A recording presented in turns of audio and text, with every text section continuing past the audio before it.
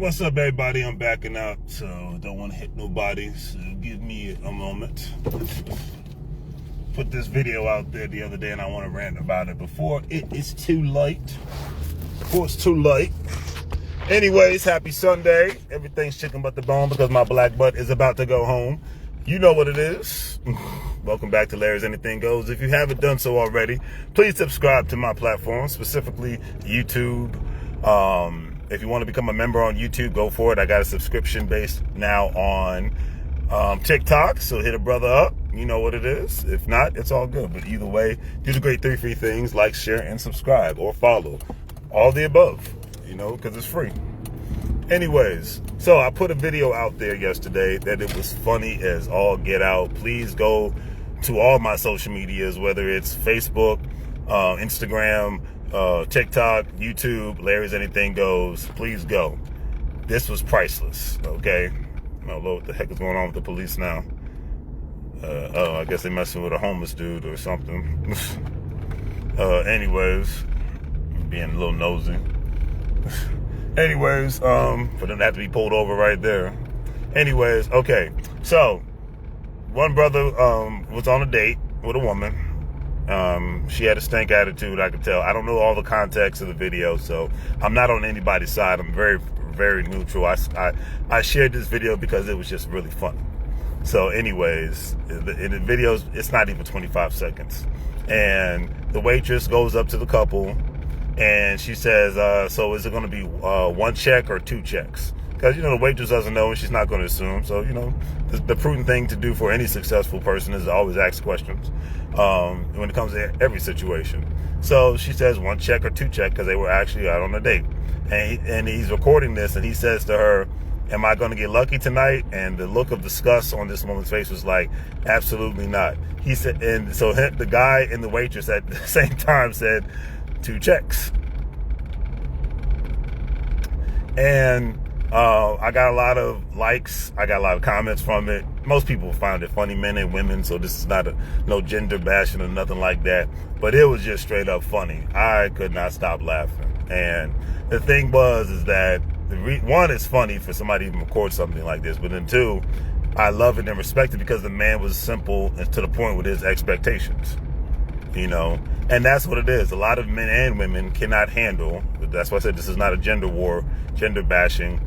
A lot of men and women cannot handle a person being straight up honest with them, what their expectations are. That's the beautiful thing, I think, that's about the world of DMs and social media. A lot of people believe that it killed relationships, but I was like, no, it revealed relationships. It revealed people who they really are. That's the beautiful thing. Because, see, before social media, it was easier for people to get away with stuff, you know. It was easier to be a piece of crap, killer, rapist, whatever the case may be. Do I condone any of that? No.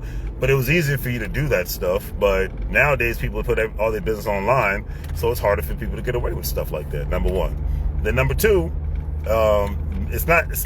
you know, I'm tired of this whole misnomer that men and women just started cheating more because of social media. That's BS.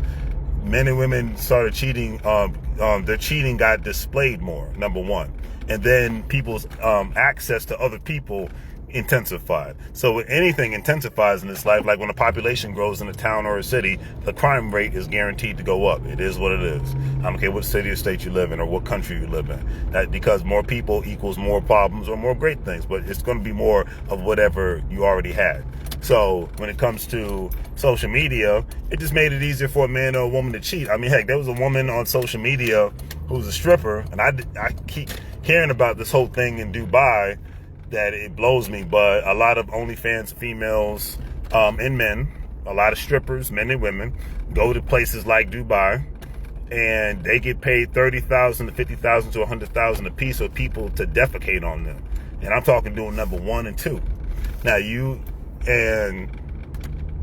this one woman who was a stripper, she was like, yeah, I want to go to Dubai because it seems like you keep getting a bag over there. Maybe they pay strippers on OnlyFans more. And she's like, no, and she said, I don't think you want to go with me. She's like, well, why not? She's like, yeah, well, the reason why I get $30,000 to $50,000 a piece, plus my expenses are paid for every time I go to Dubai, it's because the men pee on me and do a number 2 on me. And she's like, oh, hell no, that's not happening. Not for no 30, 50,000.